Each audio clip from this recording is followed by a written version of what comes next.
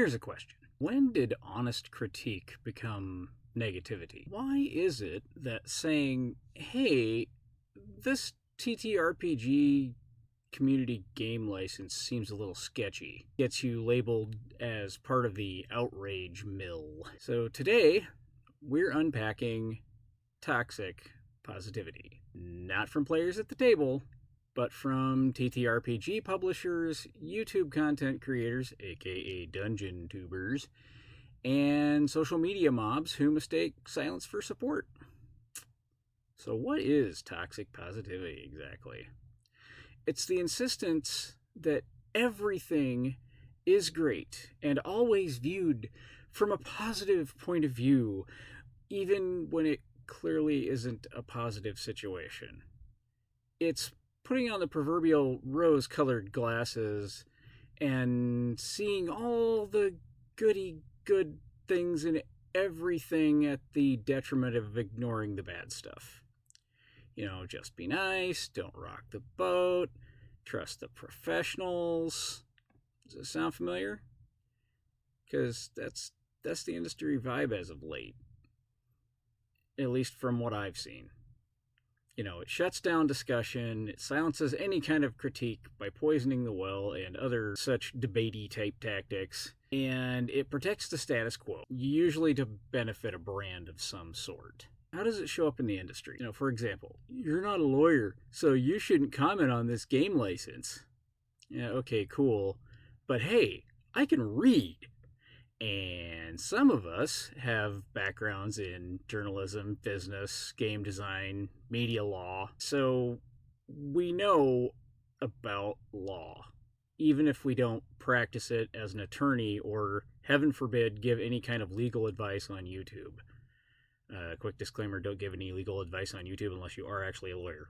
So when a publisher drops a new policy that impacts third-party content creators, asking questions should be a normal thing. Instead, it's called drama, clickbait, or outrage. And when a dungeon tuber dares to critique a popular product, or the company who makes it, they get shouted down by the fan base, or ignored by the algorithm, which is a shame because we should acknowledge alternative points of view as long as they are politely presented. It's not about being toxic. It's about speaking up, and we need more of that, not less. So let's talk about Daggerheart, since that's kind of the elephant in the room right now.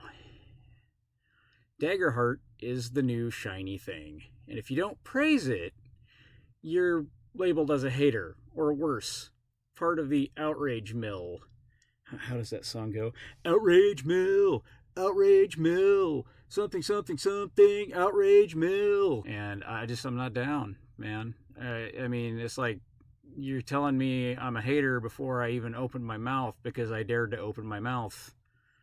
I just ain't feeling it. And we're not mad. We just have concerns.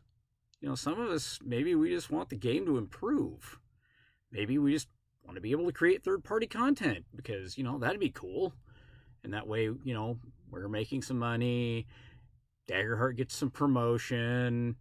Things are good. And instead, we get shouted down as like trolls and clickbait, YouTubers and this, that, and the other, instead of just like actually addressing the point. So what healthy industry positivity looks like to me is, we celebrate the wins. We support those good content creators who, genuinely love the game, love the product, love what they're doing, and don't have videos that are just full of sponsors, promotions, and a bunch of, convention appearances, and, oh, look at the free tchotchkes I got in the mail, and, hooray, hooray, hooray. Instead, we need to hold the industry accountable. You can love a system and still say, hey, I think this thing over here needs some work. Not every criticism of a game should be an excuse to push a different game either. In fact, you'll notice in this video I have not once mentioned my favorite TTRPG system of all time, possibly. I mean, it's getting there.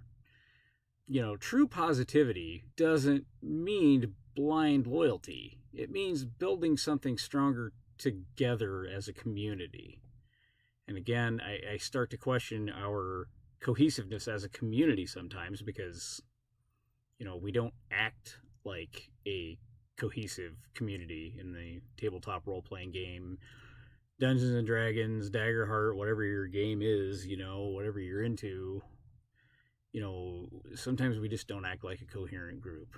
And that's okay. I mean, we can have our disagreements, but I think just to blindly accept whatever the dungeon tubers, the big name dungeon tubers with like 200,000 plus subscribers to their channel, like we don't have to accept everything they say carte blanche without even questioning it. That's just, we need more honest conversation with fewer torches and pitchforks, maybe a little more critique and a little less cancel culture and a lot less poisoning of the well. And I'm going to leave it on the note that the hobby is at its best when people can speak the truth without the fear of being called a troll. If you're tired of the good vibes only culture shutting down real conversations, we're not here for hate, but we are here to think for ourselves. Thanks for stopping by, and I'll see you in the next video.